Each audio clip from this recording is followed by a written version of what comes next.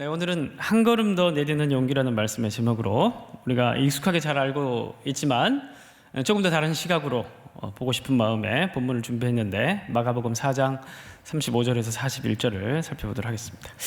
오늘 우리는 바다라고 하면 여러분들 뭐가 떠오르십니까? 바다 하면 제일 먼저 떠오르는 심상이 있으면 한번 말씀해 보시죠. 바다를 하면은 여름휴가, 그렇죠. 여름휴가 또는 선교 뭐 이런 거 떠오르실 겁니다. 뭐 형제들끼리 석양이 노을이시는 바다에 갔다 왔다 이런 얘기를 들으면 등짝 스매싱을 당하죠. 아직도 뭐한 짓이냐, 이렇게 정신 좀 차려라, 소개팅도 좀 하고 이제 그런 위기에 또 봉착하기도 합니다.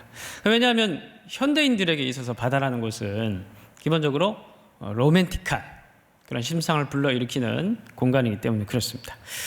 그러나 성경시대 당시의 사람들에게 바다에 대한 생각들은 정반대였습니다. 당시 사람들은 바다를 무섭고 두려운 공간, 아무래도 고대시대 당시에는 바다라는 것을 정복하지 못했던 그런 시기였죠. 그래서 무시무시한 괴물이 살고 있는 공간으로 여기기도 했습니다.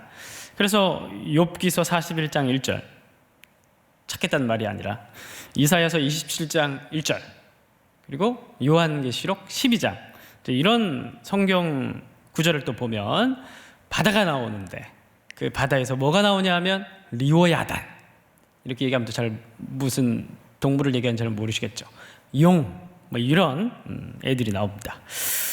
그래서 성경이 얘기를 하는 게 진짜 바다에 드래곤이 산다, 이제 그런 얘기를 하는 게 아니라 그때 당시의 사람들의 신화적 세계관, 그 시대 당시 사람들이 가지고 있었던 바다라는 곳에 대한 심상, 그것이 무엇이었냐? 바로 리오야단, 어떤 신적 힘으로도 도저히 통제가 불가능한 어떤 그런 악의 세력, 그런 것들이 모여있는 거처, 그런 것이 바로 바다라는 것이었다는 겁니다. 그래서 그런 이미지를 불러일으키기 위해서 바다라는 용어를 성경에 사용하는 것이죠. 다시 말씀드리지만 바다라는 것은 어떤 용 같은 세력들이 사는 악의 거처, 악의 총체, 통제 불가능해 보이는 어두운 힘이 거하고 있는 공간, 그런 것이 바로 바다였다는 것입니다. 자, 그런 맥락에서 오늘 이야기는 너무 쉽게 풀려버립니다.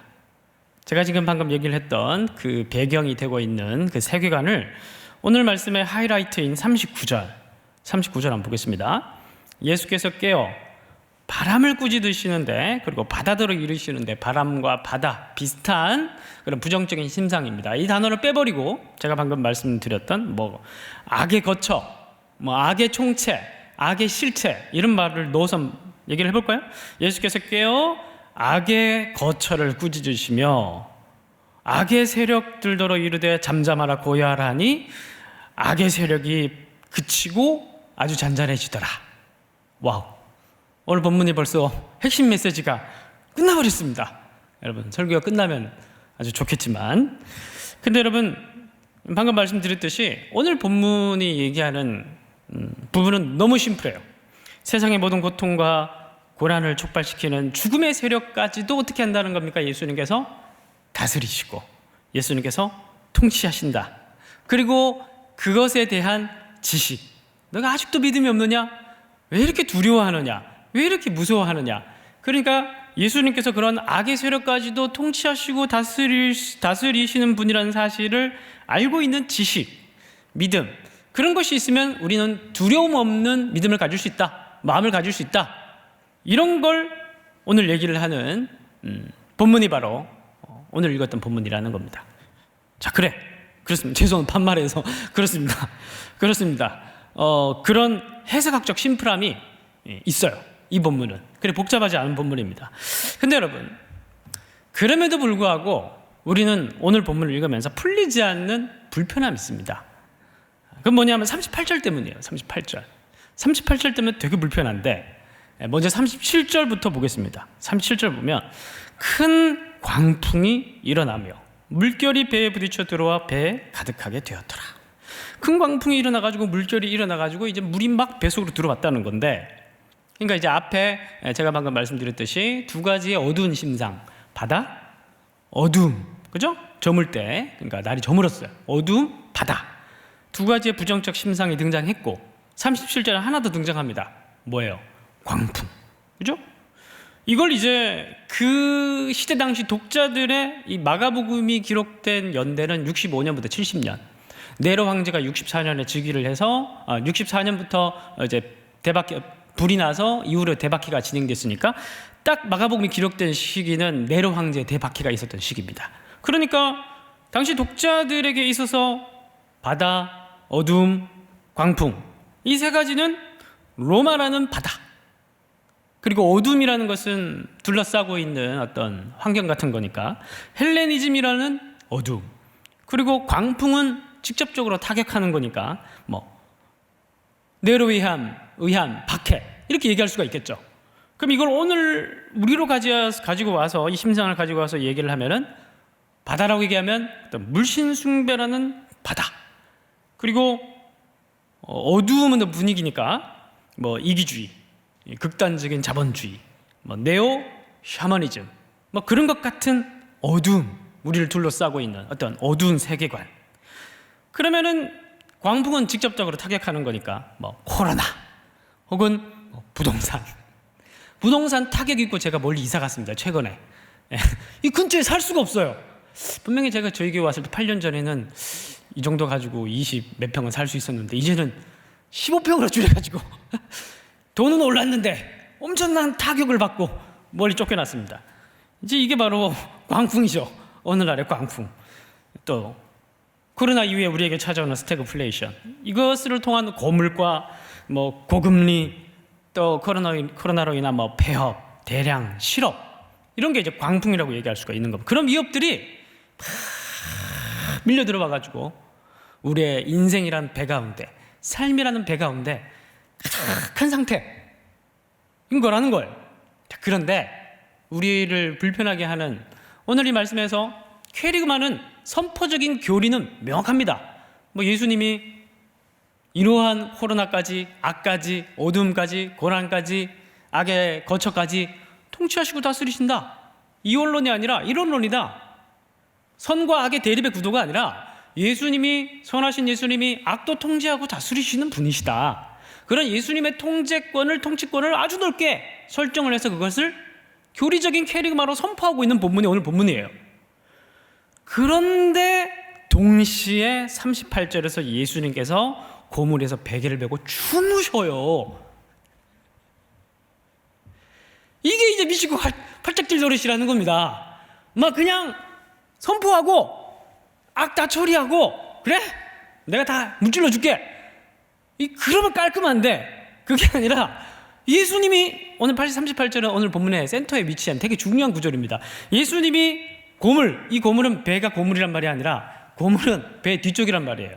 이물은 앞쪽이란 말이고 고물은 뒤쪽이란 말이에요. 예수님께서 배 차 뒤쪽에 보이지 않는 곳에 제자들은 막 정신이 없는데 뒤에서 주무시고 계셔요. 막 폭풍에 어두움에 물결이 몰아쳐서 우리 인생 가운데 물이 가득 차게 들어와서 지금 어쩔 줄 몰라 하는데 예수님 주무시고 계신다는 거예요. 그래서 오늘 설교는 이걸 해결하는 데 목표가 있습니다. 이거를 해결하는 게 목표가 있어요. 근데 사실은 이러한 예수님의 잠, 이러한 본문들이 사실은 저는 너무너무 성경을 사랑하게 만드는 구절이에요. 만약에 성경에 오늘 본문 같은 경우에도 예수님의 잠이 없고 그냥 캐리그만은 있어요. 캐리그만 선포라는 말입니다. 교리적 선포만 있어요. 내가 다 무찔러 막 얘기를 하는데 내가 처해 있는 현실은 물이 가득해서 지금 파선 직전이야. 그럼 그 말씀이 귀에 들어오겠습니까? 그렇지 않습니까? 여러분들은 다 잘 살고 계시니까 예? 타격 있고 멀리 은평구로 이사 가지 않으셔도 되니까 괜찮을지 모르겠지만 전 용산에서 타격 있고 은평구로 지금 출퇴근을 30분씩 해야 되는데 저 같은 인생들은 캐리그마를 막 예수님이 다 다스리신다 그래도 감동이 없어요. 왜냐하면 지금 예수님이 잠자고 있는 것 같거든. 그래서 오늘 이 잠을 파헤쳐 보겠습니다. 얼마 전에 어떤 집사님이 오랜만에 이제 코로나도 거의 이제 정리돼가고 하니까 오랜만에 나오셨어요. 오랜만에 나오셔가지고 지나가다 보니까 저기 카페 앞에 이렇게 야외에 앉아 계시더라고요. 그래서 집사님 반갑습니다. 이 집사님이 저를 보자마자 신세 한탄을 하시는데, 목사님, 제가 첫 인사를 이렇게 드렸거든요. 코로나 안 걸리고 잘 지나가고 계십니까? 그 집이 또 약한 분도 계시고 해서, 그랬더니 집사님이 목사님, 제가 안 그래도 궁금한 게 있다, 말씀드리고 싶은 게 있다. 제가 저희 집에 약한 사람이 있고 해서 코로나 좀 안 걸리게 해달라고 그렇게 기도를 했는데, 그렇게 기도하고 그 다음 주에 온 가족이 다 걸렸다는 거예요. 그래서 목사님, 이걸 어떻게 해석해야 되냐? 그래서 제가 그랬죠. 하나님이 자주 그러시는 것 같다. 제가 이때까지 경험했던 하나님은 충분히 그러실 수 있는 분인 것 같다. 그렇게 우스개로 말씀을 드렸는데, 예수님이 잠자는 것 같죠? 예수님이 잠자는 것 같다니까요. 그래서 만약에 성경이 어떤 들뜬 구호, 예수님이 왕이십니다, 예수님이 모든 악을 다 처단하십니다, 예수님이 고난도 없고 모든 거 다 해결해 주십니다, 이런 문장만, 말씀만, 스토리만 기록되어 있다고 생각해 보세요. 성경 펼칠 맛이 나겠습니까? 근데 그 이야기와 함께 주무시고 계시는 이야기. 근데 여러분, 이 간극 있죠. 예수님에 대한 고백, 신앙 고백, 캐리그마, 그리고 잠들어 계신 예수님, 과 같은 모습의 현실, 이 사이에 존재하는 깊은 역설과 모순, 그 속으로 초대하는 하나님의 지혜에 대한 여행, 그걸 바로 여러분들 성경이 읽는 맛이에요. 그게 우리가 신앙이라는 여정, 구원이라는 여정, 믿음이라는 길, 신학함의 길, 바로 이걸 사실 탐구하는 길이라는 거예요. 우리 남은 인생을 왜 살게 했을까요? 바로 하나님 나라로 데려가시지. 괴롭히시려고? 왜 우리를 남겨두셨을까요? 그 많은 캐리그마와 또 그 많은 예수님의 잠에 대한 그 사이에 처해 있는 우리 현실 속에서 끊임없이 하나님을 사랑하고 또 하나님을 원망하고 하나님을 갈망하는 가운데 성숙하고 아름다운 하나님께서 원하시는 모습으로 사실 자라가게 되는 거예요. 그게 성경에 기록되어 있는 많은 이야기들의 목표점이라는 것을 저는 성경을 읽으면서 많이 깨달아가고 있습니다. 그래서 사실 이제 저는 만약에 저는 성경 교사로, 사실 목사의 역할 중에 중요한 게 성경 교사잖아요. 성경이 만약에 그렇게 재미없는 책이었다면, 정말 캐리그마만 적혀 있었다면 아마 저는 직업을 바꿨을지도 모르겠어요. 이렇게 예수님의 잠도 있고, 이건 엄청나게 고민스럽게 만드는 거거든요.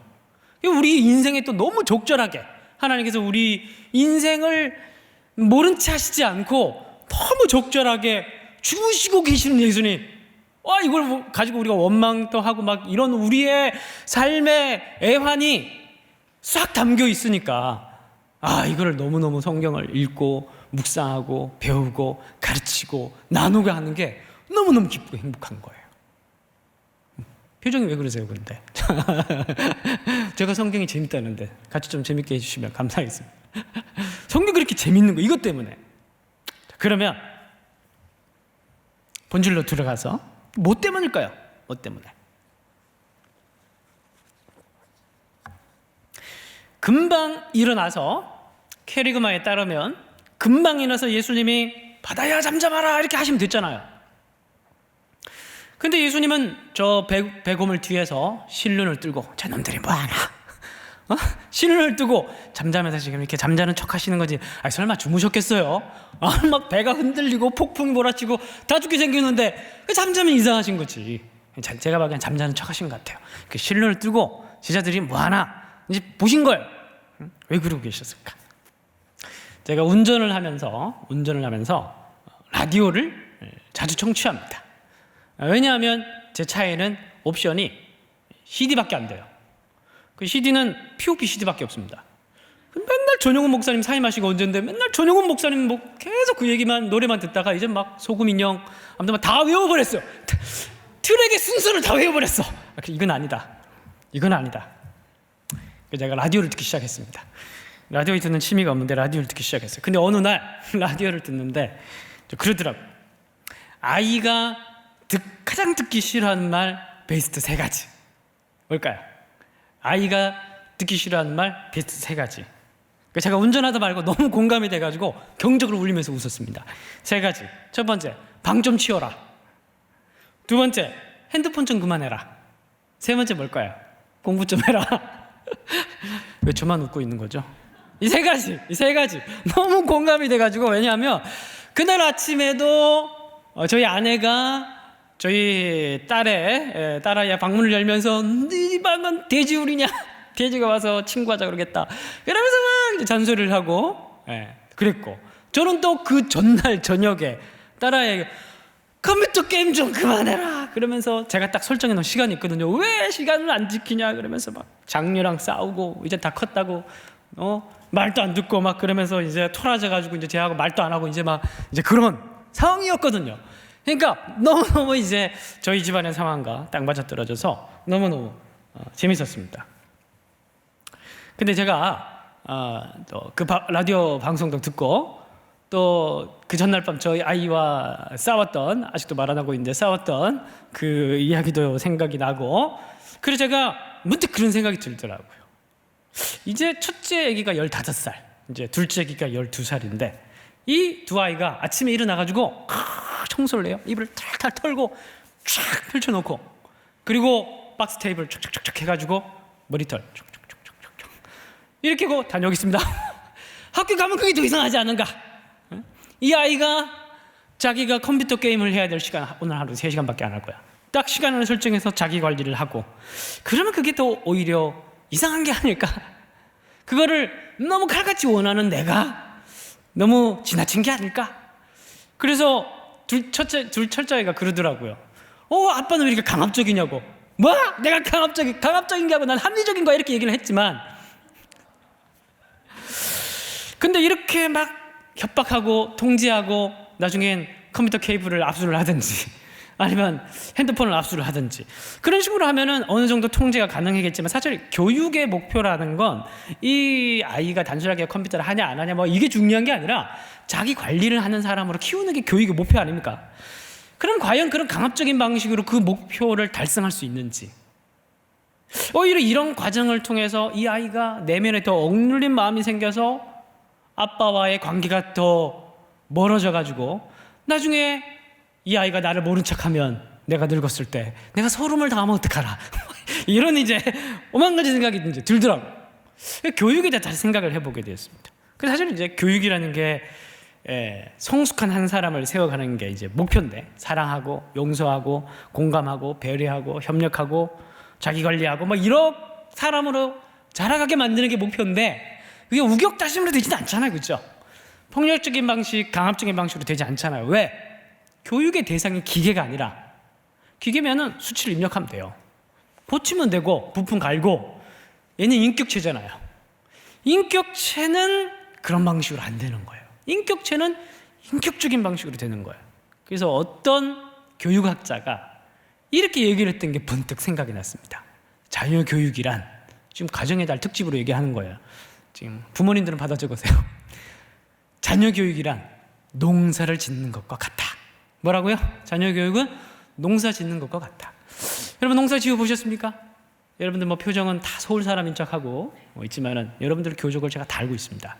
자, 농사는 어떻게 짓냐 하면은 땅을 개간을 하고 이제 씨를 뿌려야죠. 씨를 뿌리고 그다음에 이제 씨가 나중에 자라가지고 수확을 우리가 하게 되는 이 과정이 이제 농사 짓는 과정인데, 물론 씨를 뿌린다고 얘들이 그냥 열매를 맺는 게 아니죠. 중간에 뭐 관리를 좀 해줘야 됩니다. 중요한 건 뭐냐 하면 씨를 뿌리고 그 다음에 열매를 맺기까지의 기간이 있어요.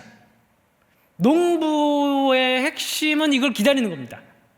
기다려야 돼요. 일단은 뿌렸으면, 말씀을 뿌렸으면, 교회에서도 제자 훈련을 하거나 목회자로서 목양을 하거나 여러분들이 또 리더로서 간사로서 누구를 양육하고 키울 때, 여러분들이 성숙을 도모할 때 가장 중요한 건 사실 기다림이에요. 농사 짓는 것과 똑같은 거예요. 인격을 대하는 건, 기계가 아닌 대상을 대하는 건, 중요한 건 기다리는 거예요. 뿌렸는데 일주일이 지났어요. 얘가 왜 안 자라지? 뿌리를 뽑아서 보다가 열매를 못 맺네. 다시 심었다가 일주일 뒤에 열매가 없어. 또 뿌리를 뽑았다가 다시 또 있다가 아니 이번엔 좀 참아가지고 보름만 기다려. 보름 뒤에 또 뿌리를 뽑았다가 씨르면 얘가 잘하겠냐 그 말인 거예요. 왜? 인격이니까. 그래서 농사를 지을 때 제일 중요한 건 기다림이다. 자녀를 교육하거나 인격을 대하거나 교육할 때 제일 중요한 건 뭐예요? 기다림. 전 이걸 여백이라고 표현하고 싶습니다. 여백이 필요한 거예요. 꽉 채워서는 이걸 할 수가 없는 거예요. 꽉 채워서는 이걸 감당할 수가 없는, 이 인격체가 스스로 생각하고 스스로 자기 관리하고 스스로 사랑하고 스스로 용서할 수 있는 사람으로 성숙하기 위한 그 도모, 그걸 만들기 위해서는 던지지만, 말씀을 던지고 관리하고 이끌어가지만 한 걸음 더 떼서 지켜보는 시간이 훨씬 더 많은 거예요. 많은 캐리그마적 선포가 있지만 예수님이 주무신 이유라고 생각합니다. 자, 그래서 사실 성경을 읽는 재미, 그건 여백을 발견하는 재미예요. 사실 성경을 읽어갈 때 성경 속에는 엄청나게 많은 하나님의 기다림이 있습니다. 엄청나게 많은 하나님의 여백이 있어요. 이 기다리십니다. 여러분, 기도라는 것도 한번 생각해 볼까요? 샘플로 기도. 여러분, 기도를 뭐라고 생각하십니까? 제가 조금 전에 말씀을 드렸던 그 집사님이 아니 목사님, 아니 코로나 걸리지 말게 해달라고 기도했는데 그 다음 주 걸렸어요. 그 말은 기도 응답이 전혀 엉뚱하게 됐다는 거죠. 사실 우리가 기도라는 걸 생각할 때 기본적으로 기도는 응답을 받기 위해서 하는 것이라는 전제를 깔고 하는 경우가 많습니다. 아니에요. 만약에 그렇다고 한다면 기도는 그냥 자판기입니다. 자판기. 영적 코인을 막 집어넣고 막 튀어나오기를 기대하는 거예요. 그걸 기도라고 생각하는 거예요. 그거 기도 아닙니다. 예. 여러분, 신약성경에 보면 쉬지 말고 뭐라고 합니까? 쉬지 말고 기도하라. 그럼 막 기도하면 계속 툭툭툭툭 이렇게 막 결과물이 튀어나오는, 그걸 기대하라면서 하는 겁니까? 쉬지 말고 기도하라는 건 뭐예요? 기도라는 건 끊임없는 하나님과의 소통이라는 거예요. 숨 쉬듯이 하나님과 가까이 하는 도구, 통로가 기도라는 겁니다. 그러니까 기도라는 건 하나님을 추구하는 거예요. 응답을 추구하는 게 아니라 기도라는 건 기도를 받는 대상이신 하나님을 추구하는 거예요. 그래서 여러분, 마태복음 7장을 보면 구하는 이마다 받을 것이요 찾는 이마다 찾아낼 것인데 너희 아버지께서 구하는 자에게 좋은 것 주시지 않겠느냐. 기도에 대해서 얘기하시면서 기도하면 좋은 것 주시지 않겠느냐. 약간 추상적이죠. 누가복음 가면 구체적으로 얘기를 합니다. 그 좋은 게 아버지께 뭐 달라고 하면 성령을 주시지 않겠느냐라고 얘기합니다. 결국 기도의 결과는 뭐예요? 성령 하나님을 주시겠다는 거예요. 기도의 결과는 그 좋은 걸 준다는 건데, 이 좋은 건 뭐냐면 내가 원하는 걸 주는 게 아니라 하나님 자기 자신을 주겠다는 거예요. 기도라는 것은 기도한다고 다 들어주는 게 아니라, 여러분, 성경에 아브라함이 2166년, 주전 2166년에 태어났어요. 그리고 나중에 쭉 이야기 지나가다가 100살이 됐을 때 이제 이삭을 낳잖아요. 십몇 년 전에 부름을 받아가지고 하나님께서 땅과 자손을 주겠다고 하란에서 약속을 하십니다. 근데 땅에 대한 경계가 창세기 15장에 구체적으로 다 나와 있어요. 어디에서 어디까지 주겠다 이렇게 얘기를 하는데, 그 땅을 언제 주신 줄 아십니까? 그 기도 응답이 언제 이루어진 줄 아세요? 다윗 시대 가서 이루어집니다. 다윗이 1010년부터 통치했거든요. 즉위했거든요. 그러니까 1000년이 걸린 거예요. 하나님은 하루가 1000년 같고, 그게 문자예요. 문자. 응답을 주시는데 1000년 뒤에 하실 수도 있고 안 하실 수도 있고 당장 주실 수도 있고 모르는 거예요. 근데 그게 중요한 게 아닌 거죠. 여백을 아주 많이 줄 수도 있고 아주 적게 줄 수도 있고, 그 선포대로 우리에게 이루어질 수 있고, 선포가 이루어지지 않고 잠을 잘 수도 있고 잠을 자시는 것처럼 볼 수도 있고. 근데 그것 자체가 중요한 게 아니고, 중요한 건 뭐예요? 기도를 하건 성결을 하건 전도를 하건 예배를 드리건 뭘 하건 하나님께서 우리가 숨이 붙어있는 동안 하나님을 만나고 완전한 모습으로 주님을 배우는 그 전까지의 모든 시간에 구원의 여정에서 하나님께서 우리에게 원하시는 것은 끊임없이 끝까지 그리스도를 닮아가고 성숙해가는 목표를 바라보고 모든 일들을 진행하신다는 거예요. 그것 속에 기도부터 해서 모든 것이 다 들어가 있는 겁니다. 그래서 성경에는 하나님이 여기 여백이 가득 차 있다. 그래서 여러분 그 여백에 대한 이야기를 보면은 뭐 다윗 같은 경우에도 기름 부음을 받았는데 기름 부음을 받고 바로 왕이 됐던 것이 아니라 13년이나 광야 시간을 지나고 난 이후에 왕이 되고, 사울 같은 경우에는 바로 왕이 됐다가 몇 년 뒤에 버림받고. 여백이라는 게 이렇게 중요하구나.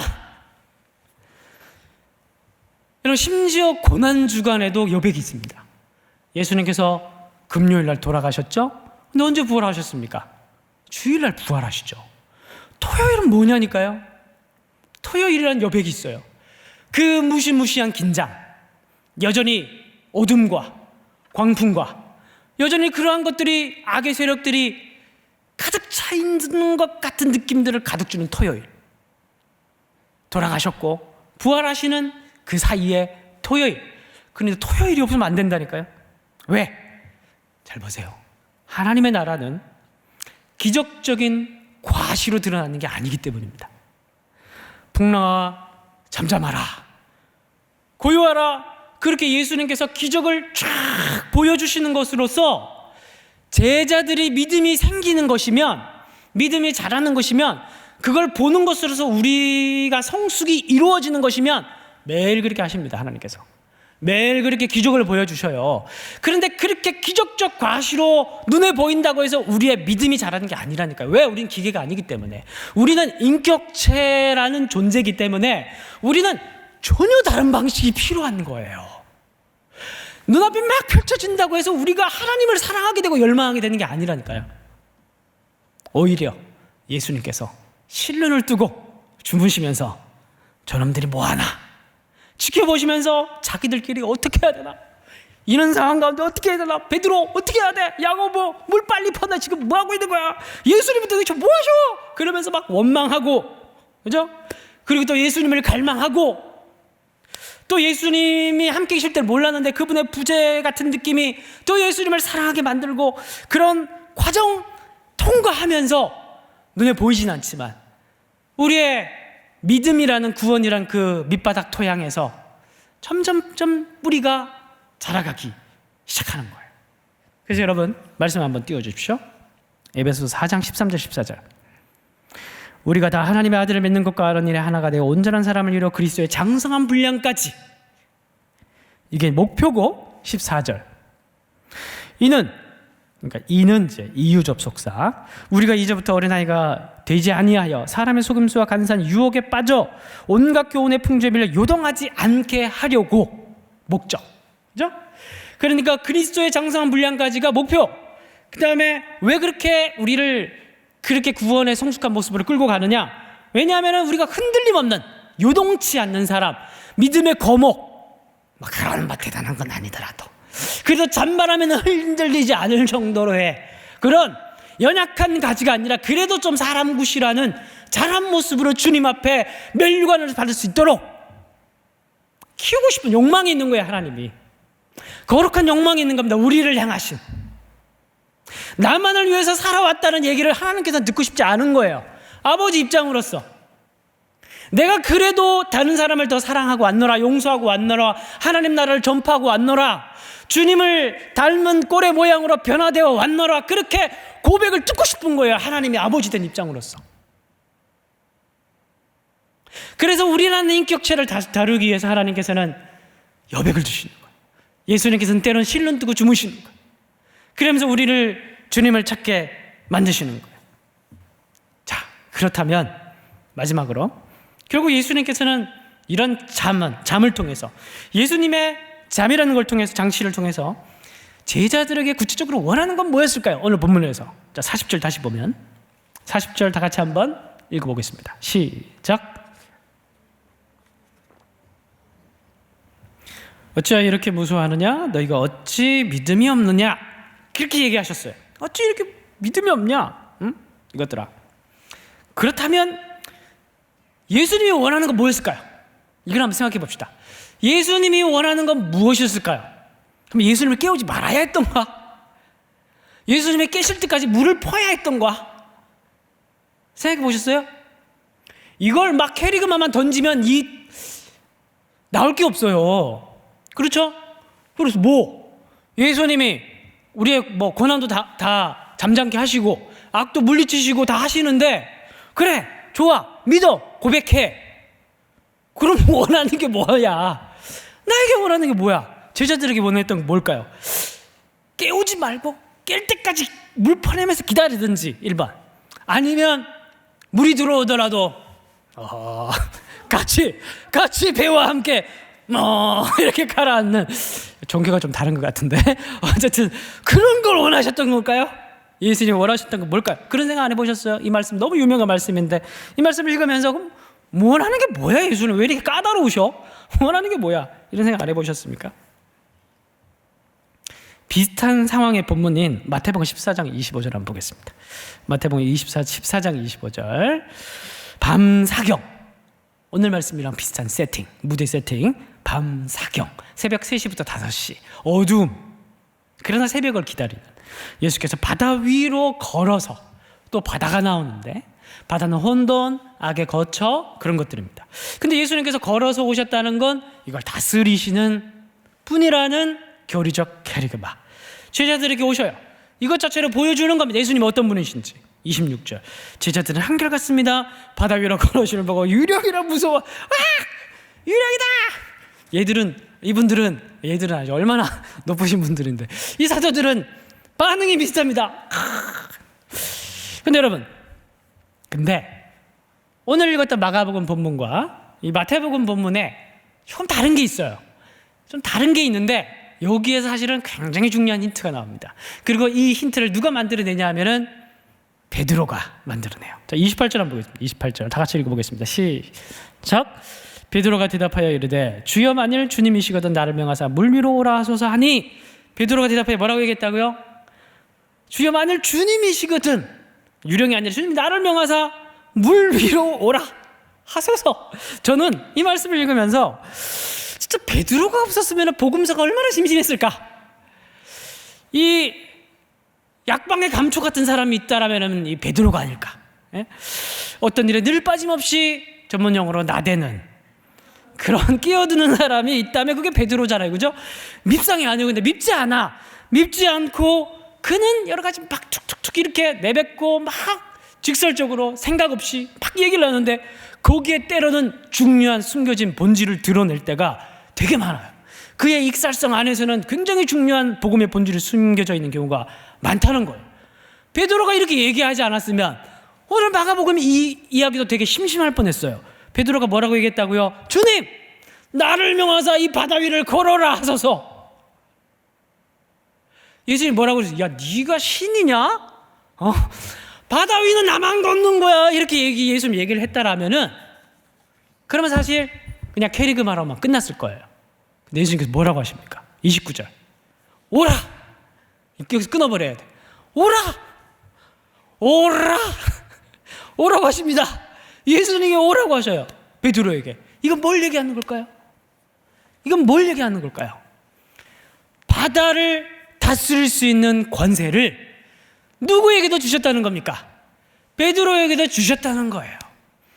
원래 이건 니들이 내가 가고 난 이후에 내가 너희들에게 다 위임할 권세고, 지금도 너희와 함께 있는 나의 이름을 빌려서 너희들이 지금 할 수 있는 권세다.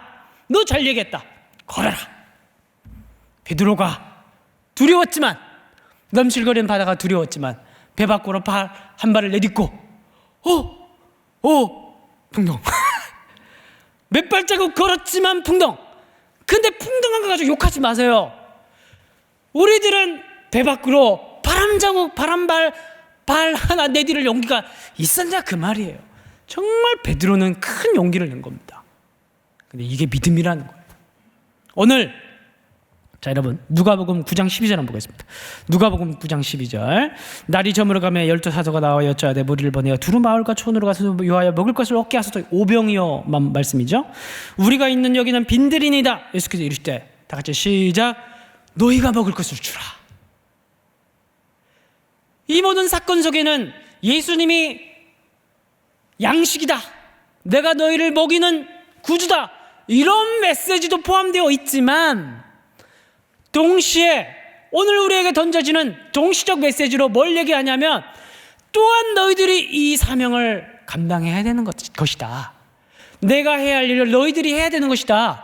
이 얘기도 동시에 포함되어 있는 거예요. 나의 권세를 너희들에게 줬다. 이 얘기도 동시에 포함되어 있는 거예요. 마태복음 17장 15절. 주여 내 아들을 불쌍히 여기소서. 그가 간질로 심히 고생하여 저저 불에도 넘어지며 물에도 넘어지는지라. 내가 주의 제자들에게 데리고 왔으나 능히 고치지 못하더이다. 17절. 예수께서 대답하여 이르시되 믿음이 없고 패역한 세대여, 내가 얼마나 너희와 함께 있으며 얼마나 너희에게 참으리요. 마태복음 17장 저 뒤에 예수님께서 이제 예루살렘에 들어가시기 직전의 이야기입니다. 이제 제자 훈련, 여러분 성경 복음서에서는 예수님이 어떤 분이신가에 대한 많은 이야기도 있지만 동시에 제자 훈련하는 이야기들이 가득 차 있어요. 그러면서 끊임없이 예수님께서는 모범을 보이시고 너희들이 따라할 것을 계속 요구하십니다. 그리고 마지막 말미에 귀신을 쫓아내고 혼돈을 물러가게 하고 바다를 잠잠케 하고 안식을 가져오고 결핍과 혼돈과 고통과 고난 가운데 있는 백성들에게, 이 사람들에게 평안을 가져오게 만들고 이 사람들을 구하는 그 일을 예수님께서 해오셨는데 동시에 이 일을 제자들도 하기를 바라고 제자들이 할 수 있도록 끊임없이 이름을 빌려주고 권세를 주면서 능력을 주시면서 계속해서 예수님께서 해오셨는데 제자들이 멀뚱멀뚱 있는 거예요. 멀뚱히 있는 거예요. 아무것도 안 하고 있는 거예요. 우리가 어떻게 귀신을 쫓아내? 우리가 어떻게 바다를 걸어? 우리가 어떻게 감히 바다에 손을 뻗어가지고 바다야 잠잠하라 이 얘기를 어떻게 해? 우리는 아무것도 아닌 무지렁이고 우리는 그냥 예수님만 깨울 뿐이야 이러고 있는 거예요. 오늘 마가복음 본문에서 궁극적으로 예수님께서 요구하시는 거 뭐였겠느냐는 상상력을 가져보라는 얘기를 하고 있는 겁니다. 우리는 이렇게 그 말씀을 보면서 아니 우리가 어떻게 바다를 잠잠케 할 수라고 생각할지 모르겠지만 궁극적으로 그 본문에서 예수님께서 우리에게 원하셨던 것은 바다를 잠잠케 하는 권세를 줬으니까 하라는 거예요. 그걸 하는지 안 하는지 이렇게 보려고 이제 얘들이 어디까지 왔나를 보려고 잠자는 척 하신 거예요. 이런 순간들이 우리 인생 가운데서도 엄청나게 많다는 겁니다. 그래서 오늘날 우리는 믿음이라는 걸 너무 수동화된 용어로 표현하는 경우가 너무 많은 것 같아요. 그가 누구이기에 바람과 바다도 순종하는 거, 이걸 그냥 단순히 고백하고 찬양하고 놀라는 걸 신앙이라고 믿음이라고 생각하는 경우가 많은 것 같아요. 물론 그것도 믿음이죠. 그러나 예수님 대단하다,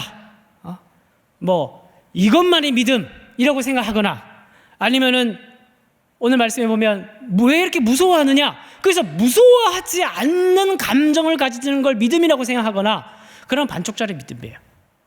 그냥 무서워하지 않는 그런 마음을 가지는 거는 그냥 심리적인 거죠. 어떻게 보면 심리적인 거. 뇌수술 받으면 됩니다. 무서워하는 감정을 그냥 태워버리면 돼요. 신경을 태워버리면 돼요. 아니면 그냥 간을 크게 하는 그런 수술을 받거나 그럼 간이 커지면은 그럼 무서워하지 않게 되죠. 그게 믿음이라고 생각하십니까? 믿음은 더 나아가는 거예요. 예수님께서 원하셨던 이 본문에서도 마찬가지고 복음서 여러 가지 많은 이야기들에서 마찬가지고 오늘 우리들에게 요구하는 하나님께서 우리가 더 나아가기를 바라는 그 믿음이라는 것은 우리가 단순히 무서워하지 않는 정도가 아니고 예수님을 잘하신다 이 정도가 아니고 더 나가는 거예요. 한 걸음 더 나갈 수 있는 용기 있는 믿음을 요구하는 거예요. 바다를 향해서 발을 뻗을 수 있는 빠질 값이라도, 바다가 말을 듣지 않을 값이라도 바다를 향해서 손을 뻗어서 바다야 잠잠하라 이렇게 할 정도라도 그렇게 하기를 원하시는 게 하나님의 마음이라는 거예요. 그 믿음을 우리에게 요구하시는 거예요. 인스타에 들어가셔서 우리 아이의 첫걸음이라는 검색어를 입력해 보십시오. 많은 영상들이 뜹니다. 영상들이 뜨는데 그중에 대부분의 영상들이 이런 영상들이 떠요. 우리 아이의 첫걸음. 영상에 보면 손만 나와요. 목소리가 손만 나와요. 그리고 저기서 아기가 웃으면서 이렇게 서 있습니다. 기대고 이렇게 서 있습니다. 서 있다가 이제 이걸 놓고 어그저거 이렇게 걷습니다. 걷다가 쓰러질 때가 되면 저 연기 너무 잘하죠. 막 쓰러질 때가 되면은 아빠가 달려와서 탁 잡고 들어올리면서 이렇게 웃지도 않겠죠. 사극 같은데 어쨌든 막 기뻐하는 그런 영상들이 엄청나게 많이 나옵니다. 아이를 키우면서 제일 기뻤던 건 처음 아이가 태어났을 때, 구원받았을 때. 그리고 그 다음에 부모로서, 아빠로서 가장 기쁠 때가 언제인 줄 아십니까? 아이가 걸었을 때예요. 아빠 손잡지 않고 걸었을 때예요.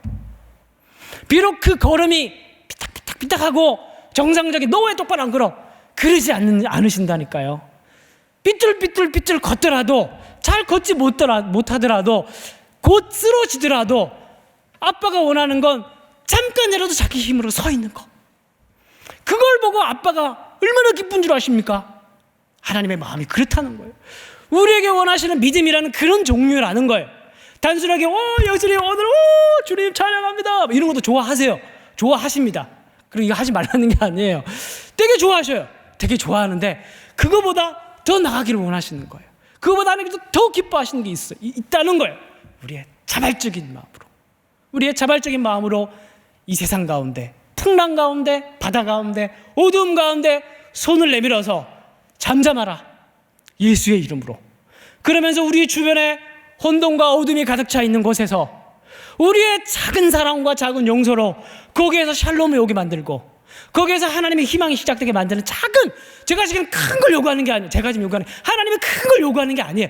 너무 위대하고 엄청난 걸 생각하지 마세요. 하나님 기대도 하지 않으셔요.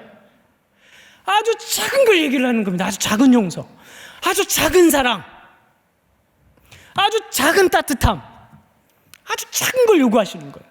그렇게 해서 우리의 삶 가운데, 우리의 주변에 전쟁이 사라지고 평화가 오고 안식이 없는 영혼에게 작은 기쁨이라도 찾아오게 되면 하나님께서 박수 치면서 하늘나라 인스타에 우리 아이의 첫걸음 이렇게 올리신다니까요. 말씀을 맺는 간증을 하나 하고 마치도록 하겠습니다. 제가 족구도 좋아하지만 주로 체력 단련은 러닝으로 하는 편입니다. 이 말씀은 꼭 송 목사님께 하지 말아주세요. 족구만 하는 걸 좋아하십니다. 어쨌든 족구도 좋아하지만 체력 단련은 러닝으로 하는 편입니다. 매주 한두 번 꼭 달리는데 대략 7km, 많이 달리면 10km 이 정도 달립니다. 근데 제가 이제 얼마 전에 광풍의 타격을 받고 은평구로 이사 갔다고 말씀을 드렸습니다. 원래는 후암동 살면서 남산의 둘레길을 돌았는데 이제는 변방으로 밀려서 불광천 둘레길을 돌고 있습니다. 근데 불광천 괜찮더라고요. 괜찮고 이렇게 돌았습니다. 근데 여러분 사진 한번 띄워주십시오. 사진 1번. 잘 안 보이시죠? 네. 제가 이제 나이키 어플을 켜서 늘 이렇게 런닝을 해요. 그래서 오늘 열량 소비 오늘 몇 킬로 달렸는지 얼마나 걸렸는지 체크를 합니다. 근데 이 불광천을 둘레길이 이래요. 그래서 여기 보면 은평구가 있고 마포구가 있죠. 여기 경계가 상암동 경계로 해가지고 큰 다리가 지나가요. 그리고 그 큰 다리가 두 겹으로 되어 있는데 그 밑이 아주 컴컴하고 어둡고 리워 야단이 나올 것 같은 그런 하천이 흐르고 있습니다. 근데 이제 그 불광천 주변을 막 이제 런닝하고 할 때는 그런 대로 괜찮은데 이제 하지만 그렇게 아름답지는 않고 이렇게 돌다가 그 이제 늘 저 다리에서 고민이 됐어요. 너무 이제 막 어둡고 캄캄하고 그래서 사람들 잘 안 지나다니고, 그래서 저기서 멈춰서 항상 돌아와서 불광천을 삥삥 도는 방식으로 러닝을 했습니다. 근데 어느 날 저 다리를 한번 넘어가 봐야겠다 그런 생각을 한 적이 있어요. 저 다리를 한번 넘어가 봐야겠다. 불행히 어두컴컴하고 좀 칙칙하고 별로 가고 싶지 않지만, 그리고 그 밑에 다리를 지나면서 하천이 흐르는데 하천이 왠지 냄새가 날 것 같고 그래서 왠지 찝찝하지만 그래도 길이 좀 길어요. 그래서 제가 한번 통과해서 한번 가봐야겠다 싶어서 한번 용기를 내서 통과를 해봤습니다. 자, 다음 사진 2번. 네. 그렇게 이게 통과를 했어요. 그래서 저기 상암동을 통과해가지고 마포구로 해가지고 저렇게 쭉 갔어요. 그래서 쭉 갔는데 제가 그 사진은 준비를 못했는데 불광천 은평구랑 마포구가 좀 다릅니까? 은평구 둘레길은 뭔가 좀 초라한데 마포구도로 넘어가는 게 똑같은 불광천 둘레길인데 무슨 여기 유럽도 아니고 어마어마하게 아주 아름다운 둘레길이 쫙 펼쳐져 있는 겁니다. 그래서 여기 천국이다 그러면서 신나게 달렸어요. 신나게 달린 사진 3번. 이 끝에 뭐가 있는 줄 아십니까? 한강이 있는 거예요. 한강이. 와, 한강이 있는 거예요. 아름다운 한강이. 예? 매일 한강 변에 사시니까 이게 여러분들 익숙한, 저같이 타격받고 은평구로 쫓겨난 사람은 한강을 보는 게 얼마나 감격적인 줄 아십니까? 이래서 저기를 딱 찍고 돌아오면 10km 딱 맞아. 주님이 예비하신. 비록 25평에서 줄여서 15평으로 갔지만 하나님께서 이런 영광을 나에게 남겨두셨구나. 그러면서 얼마나 감격했는지 모릅니다. 근데 이게 어떻게 가능하게 됐어요? 그 다리를 넘어간 거예요. 그 얘기를 제가 지금 하고 싶은 겁니다. 믿음이라는 게 굉장히 힘들고 어렵고 목표 설정을 너무 여러분들을 과대평가하니까 어렵고 힘들어 보이지만 그게 아니라고 얘기를 하고 있는 거예요. 그냥 조금 불편하고 조금 어려워 보이는, 어두침침해 보이는 그 다리 넘어가는 거예요. 근데 그 넘어갔을 때, 넘어가기 전에는 거기 뭐가 있는지 모르잖아요. 내 믿음의 행위를 하고 믿음의 용기를 냈을 때 그 너머에 난 아무것도 몰라요. 그냥 지금 사는 게 익숙하고 이게 그냥 다인 것 같고 그렇지만 용기를 내서 한 걸음 내딛는 믿음의 용기를 가지고 그 다리를 넘어갔을 때 말할 수 없는 영광과 기쁨을 하나님께서 예배해 주실 줄 누가 알아요? 여러분들의 인생 가운데 새로운 하나님의 계획이 있을 줄 누가 아냔 말이에요. 그 믿음의 용기 여러분들의 삶 가운데 경험하시기를 주님의 이름으로 축원드립니다. 우리 대단한 믿음 없어도 다 같이 찬양하고 마치도록 하겠습니다. 다 같이 일어나셔가지고 우리 대단한 믿음 없어도 찬양하시겠습니다.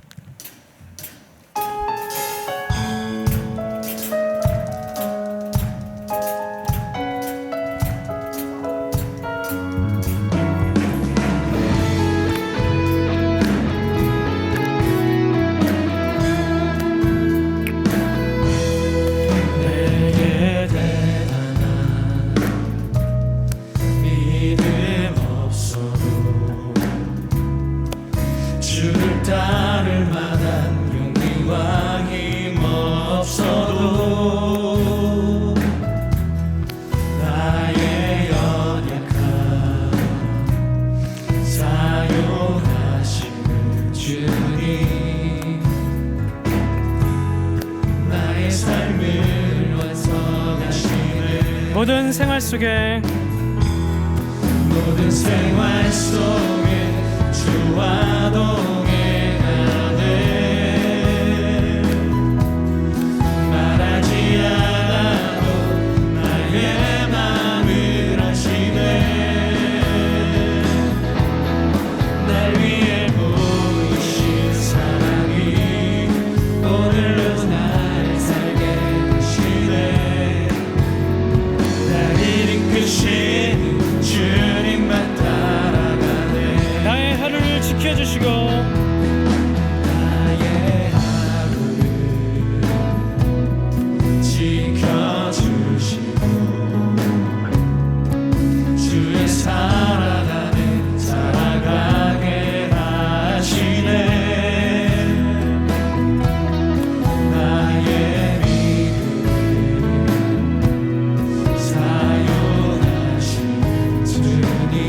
나의 삶을 기대하시네.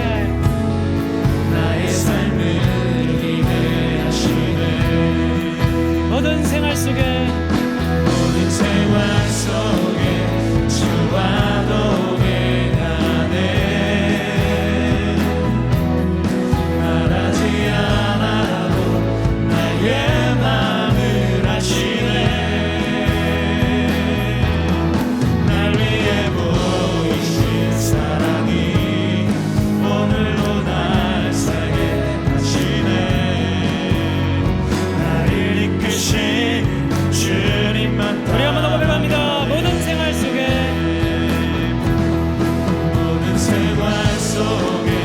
주와 동행하네.